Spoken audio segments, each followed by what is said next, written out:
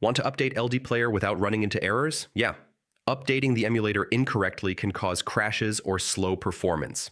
In this guide, I'll show you step-by-step how to safely update LDPlayer in 2026. Step 1. Back up your games, apps, and important data. LDPlayer updates usually keep your data, but a backup is always safe in case something goes wrong. Step 2. Close LDPlayer. And make sure it's not running in the background. You can check the task manager and end any LDPlayer processes. Step 3. Go to the official LDPlayer website and download the latest version. Avoid third-party sources. Unofficial installers can cause errors or malware. Step 4. Run the installer as administrator. Right-click the installer and select Run as Administrator. This prevents permission-related errors during the update. Step 5.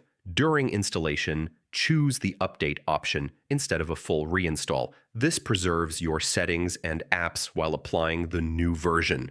Step 6. After updating, restart your PC. This ensures all changes are applied and LDPlayer runs smoothly. Finally, open LDPlayer and verify the version in the settings. Launch a game or app to make sure everything works properly. And that's it. Back up your data, close LDPlayer, download the latest version from the official site, run as admin, choose update, restart your PC, and verify the update. Follow these steps and you can update LDPlayer without any errors.